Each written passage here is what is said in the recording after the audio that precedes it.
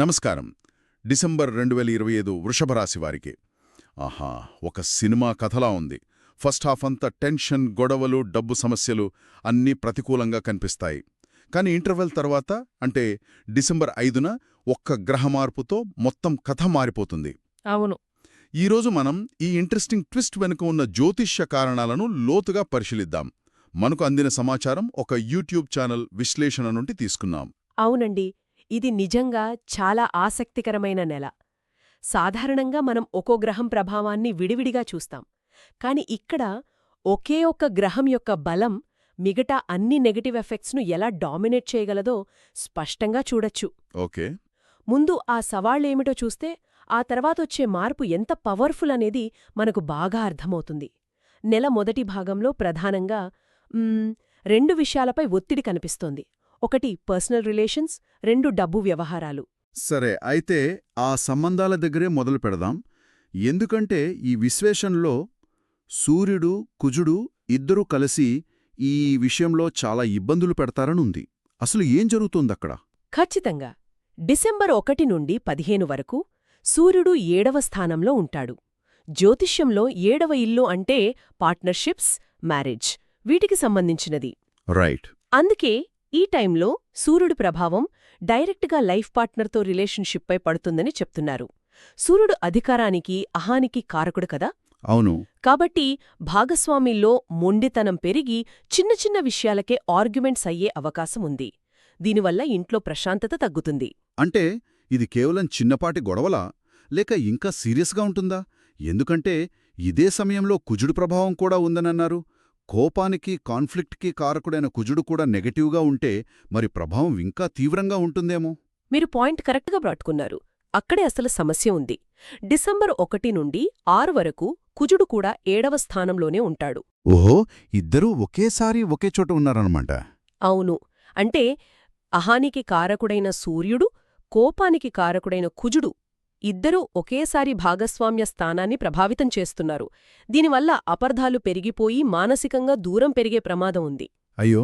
అంతేకాదు, ఈ విశ్లేషణలో ఒక గట్టి హెచ్చరిక కూడా ఉంది. ఆవేశంలో భాగస్వామిపై చేయి చేసుకునేంతవరకు వెళ్లొచ్చని. ఒక్క నిమిషం, ఇది చాలా సీరియస్గా ఉంది. ఇది కేవలం ఒక వార్నింగా, లేక ఇది జరగటానికి స్ట్రాంగ్ పాసిబిలిటీ ఉందా? వినేవాళ్లు దీన్ని ఎంత సీరియస్గా తీసుకోవాలి? దీన్ని ఒక బలమైన హెచ్చరికగానే తీసుకోవాలి. అంటే ఆవేశాన్ని కంట్రోల్లో పెట్టుకోకపోతే పరిస్థితులు చేదాటిపోతాయని సూచన. అందుకే ఈ సమయంలో అహాన్ని పూర్తిగా పక్కన పెట్టాలని సలహా ఇచ్చారు. మరి ఆ తర్వాత పరిస్థితి ఏమైనా మెరుగవుతుందా? వెంటనే కాదు. డిసెంబర్ 16 నుండి సూర్యుడు, 7వ తేదీ నుండి కుజుడు ఇద్దరూ 8వ స్థానంలోకి వెళ్తారు. 8వ స్థానమంటే ఆకస్మిక సంఘటనలు, అడ్డంకులు. దీనివల్ల బంధువులతో గొడవలు, వాహనాలు నడిపేటప్పుడు జాగ్రత్త, శ్వాసకోశ సమస్యలు, ఇంకా అప్పులు పెరిగే అవకాశం ఇలాంటివి సూచించారు. అంటే నెల మొదటి వారం చాలా క్రిటికల్గా ఉంది. రిలేషన్స్, హెల్త్, బంధుత్వాలు అన్నిటిపైన ప్రెషర్ ఉంది. మరి ప్రొఫెషన్, డబ్బు విషయాలు ఎలా ఉన్నాయి? బుధుడు, శుక్రుడు కూడా ఇబ్బంది పెడతారని అన్నారు కదా. అవును. అక్కడ కూడా ఒక మిక్స్డ్ రిజల్ట్ కనిపిస్తుంది. బుధుడు ఫస్ట్ 5 డేస్ అంటే డిసెంబర్ 1 నుండి 5 వరకు 6వ స్థానంలో ఉండి అద్భుతమైన ఫలితాలనిస్తాడు. మంచి విషయం. ముఖ్యంగా స్టూడెంట్స్కి, కాంపిటిటివ్ ఎగ్జామ్స్కి ప్రిపేర్ అయ్యే వాళ్లకి పట్టిందల్లా బంగారంలా ఉంటుంది. కాన్ఫిడెన్స్ పెరుగుతుంది, మంచి పేరు వస్తుంది. అయ్యో, అంటే మంచి రోజులన్నీ మొదట 5 రోజుల్లోనే అయిపోతాయా? ఆ తర్వాత ఏంటి పరిస్థితి? దురదృష్టవశాత్తు అవును. డిసెంబర్ 6 నుండి 28 వరకు బుధుడి బలం తగ్గిపోతుంది. దీని ఎఫెక్టు ముఖ్యంగా ఉద్యోగం చేసేవాళ్లపై పడుతుంది. పై అధికారులతో వాదనలు, వాళ్ల నుండి ఒక రకమైన వేధింపులు, ఫ్రెండ్స్తో మనస్పర్ధలు వచ్చే ఛాన్సుంది. స్త్రీలతో, ముఖ్యంగా భార్యతో అనవసరమైన గొడవలకు దారితీయవచ్చు. ఓకే, ఇప్పుడు నాకొక క్లియర్ పిక్చర్ వస్తోంది. నెల మొదటి 3 వారాలు, ముఖ్యంగా ఫస్ట్ వీక్, పర్సనల్ లైఫ్లో, ప్రొఫెషనల్ లైఫ్లో కూడా ఒక టెస్టింగ్ టైం లాంటిది. మరి ఇన్ని నెగటివ్స్ ఉన్నప్పుడు వీటిని ఎదుర్కోవడానికి ఏమైనా పరిహారాలు సూచించారా? మంచి ప్రశ్న అడిగారు. ప్రతి గ్రహానికి స్పెసిఫిక్గా రెమెడీస్ ఉన్నాయి. ఉదాహరణకు సూర్యుడి కోసం రోజూ ఆదిత్య హృదయం వినడం, కుజుడి కోసం మంగళవారాల్లో సుబ్రహ్మణ్యస్వామి ఆరాధన చేయడం లాంటివి. ఓకే. కానీ వీటన్నిటి వెనుకున్న కామన్ పాయింట్ ఏమిటంటే మనలోని నెగటివ్ ఎనర్జీలను తగ్గించుకోవడం.